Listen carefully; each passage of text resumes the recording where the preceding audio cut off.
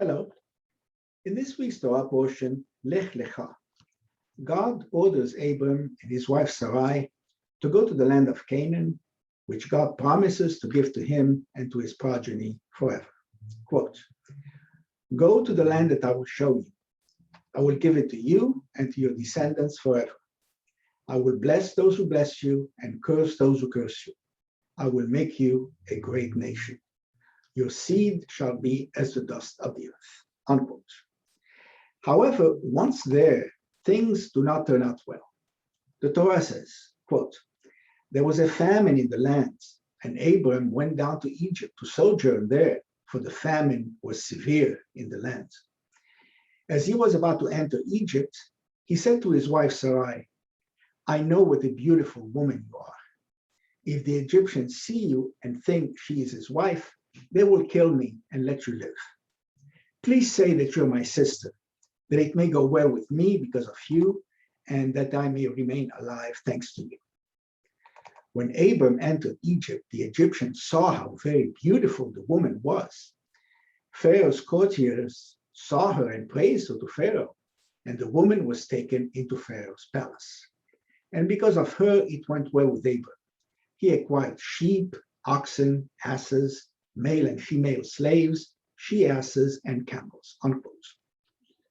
Later, when he goes back to the land of Israel, Abraham does it again. Quote, "Abraham said of Sarah, his wife, 'She is my sister.' So Abimelech of Gerar, king of the Philistines, had Sarah brought to him." Unquote. Abraham's son Isaac was also about to go to Egypt because of a famine, but God told him not to. Quote, "There was a famine in the lands, aside from the previous famine that had occurred in the days of Abraham, and Isaac went to Abimelech, king of the Philistines, in Gerar. The Lord appeared to him and said, 'Do not go down to Egypt. Stay in the land which I point out to you. Reside in this land, and I will be with you and bless you. I will assign all these lands to you and to your heirs, fulfilling the oath that I swore to your father Abraham." Unquote. Isaac also claimed his wife was his sister for the same reason as Abraham. Quote, "So Isaac stayed in Gerar. When the men of the place asked him about his wife, he said, 'She is my sister,' for he was afraid to say 'my wife,' thinking the men of the place might kill me on account of Rebekah, for she is beautiful." Unquote. Abraham's grandson, Jacob, also went from Israel to Egypt because of a famine. There's no hint of disapproval of any of this in the Torah. In those days, the only legal way to sleep with somebody's wife was to kill her husband on some pretext. The people believed they were sinning every time they slept with her, but killing her husband was only a one-time sin, if that. After that, the woman was a widow, and so was permissible. The reason for these famines in the land of Israel was occasional lack of rain. Egypt did not depend on the rain, but on the Nile, which was always available, so famines were rare there. Did Abraham display a lack of faith? How could he believe God would allow him to die in a famine or allow his wife to be dishonored? The Talmud approves of Abraham going to Egypt. Quote, "The sages taught, if there is a famine in the city, spread your feet, that is, leave the city, as it is stated in the verse, and there was famine in the land, and Abram went down to Egypt to sojourn there." Unquote. The Midrash believes it was a test of faith. Would Abraham continue to believe in God's promises to him? Quote, "The famine was to test Abraham to see whether he would think ill of the words of the Holy One, blessed be he, who ordered him to go to the land of Canaan and now was forcing him to leave it." Unquote. But for the Rambam from 13th century Catalonia, he strongly criticized Abraham for lack of faith. Quote, "And you should know that our father Abraham committed a great sin unintentionally when he brought his righteous wife to stumble into sin because of his fear of getting killed. He should have trusted God to have saved him, his wife, and all that was his. God would also have saved him from dying in the famine. And because of this deed, it was decreed that his seed would be in exile in Egypt under the hand of Pharaoh." Unquote. So he believed Abraham's punishment was slavery in Egypt for all Jews. Note that it is very unusual for such harsh criticism to appear this late in Jewish commentary. The main pushback is that one must not rely on miracles. Radak from 13th century Spain writes, Abraham wasn't concerned for himself alone. He had a household that included many people for whose welfare he was responsible. As to why he did not trust God, this is not surprising. The promises by God are based on man having taken every reasonable precaution not to require a miracle to save him from danger. When one is aware that one finds oneself in a situation where danger to one's life is likely, one must take every precaution at one's disposal to counter such danger. Our sages have told us that it is inadmissible to sit waiting for God to perform a miracle to save one's life. They base this advice on the verse in the Torah, do not test the Lord your God, in Deuteronomy. This means do not put God in a position of having to perform a miracle for you. When the righteous people face danger in carrying out what they know to be God's will, they must not leave matters to miracles. Unquote. The Tur HaAroch from 14th century Spain adds, Abraham is not considered to have sinned when he described his wife as his sister. On the contrary, this was a meritorious act on his part because it proves that he was reluctant to rely on miracles, as long as he has not done what was humanly possible to save God from having to intervene by upsetting the laws of nature.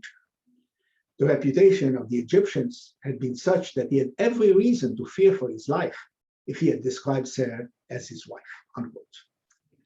In other words, one must always apply the popular saying, pray as if everything depended on God, act as if everything depended on you. This attitude is illustrated by the following story. A man is trapped in a flood. A car comes to rescue him, but he refuses, saying, God will save me. The water rises. A boat comes to rescue him, but he refuses, saying, God will save me. The water rises some more. He is on the roof of his house. A helicopter comes and throws down a rope ladder, but he refuses, saying, God will save me. So he drowns. He sees God and asks, God, why didn't you save me? And God replies, I tried 3 times. Just because it's not a miracle doesn't mean God is not involved. Now, why did God explicitly prevent Isaac from going to Egypt, but not his father Abraham or his son Jacob? Radak says it was because there was no famine at the time in the land of the Philistines, which is in the Holy Land, so Isaac had better go there. The Midrash says, Rabbi Hoshaya said, God said to Isaac, you are a burnt offering without blemish. Just as a burnt offering becomes unfit if it goes beyond the temple enclosures, so will you become unfit if you go out of the country. This may be a reference to the future Akedah. Another Midrash makes a similar point. The Holy One said to Isaac, because your father came to the land from abroad, he went down to Egypt. But since you were born in the land of Israel and you represent a pure burnt offering, how could you be going down? Or Hayim says that God told Isaac this in order to be able to reward him for obeying. God had done something similar when he told Abraham that he was to go to a place that God would designate in the future. 5 verses later, God specified the land, that is, the land of Canaan, something he could have done immediately were it not for the fact that he wanted Abraham to accumulate merit for obeying his directive without further instruction. A Hasidic teaching is that Abraham's major attribute was ahava, his love for people. This being so, God did not object to his descending to Egypt. His son Isaac's primary attribute was yirah, reverence for the essence of God. This means that he concentrated all his faculties on how to serve God. This being so, it would have interfered with his basic character were he to leave the sacred soil of the land of Israel for even a short period. As mentioned, the Ramban believed that Abraham's punishment was slavery in Egypt for all Jews for centuries. But some argue that Abraham's punishment was more focused. Witness the rest of the story. Abraham tells Pharaoh that Sarah is his sister. Pharaoh takes her in his harem and gives Abraham, quote, sheep, oxen, asses, male and female slaves, she-asses and camels. He buys Sarah, as it were, and Abraham sells her. God protects Sarah from defilement by afflicting Pharaoh and his household with mighty plagues. That's in Genesis. The Midrash says these plagues did not allow sex. Pharaoh is angry with Abraham for deceiving him and sends him and Sarah away under escort with all their possessions and with an Egyptian slave, Hagar. The Midrash drops a bombshell. Quote, Rabbi Shimon Bar Yochai said Hagar was Pharaoh's daughter. When Pharaoh saw God's deeds on behalf of Sarah in his house, he took his daughter and gave her to him, saying, better that my daughter be a maidservant in this house than a mistress in another house. Then Sarah can't conceive, so she asked Abraham to sleep with Hagar to get a son. He does so, and Ishmael is born. Sarah does not get along with Hagar at all. Moreover, as a former princess, Hagar does not take kindly to being a servant and shows utter contempt for her mistress. Sarah finally conceives and Isaac is born. She then convinces Abraham to repudiate Hagar and send her and Ishmael away.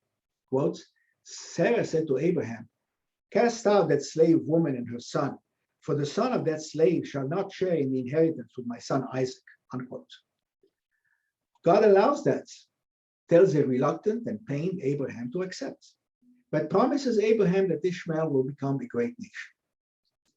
Ishmael marries an Egyptian and becomes the progenitor of today's Muslims, who have fought the Jews on and off since that time. So in this view, Abraham's punishment was God giving him Hagar as a servant and having him father a son, Ishmael, who became an enemy of the Jews. Perhaps this is why God delayed Sarah having a child of her own. Did this experience convince Abraham that he should have total faith in God?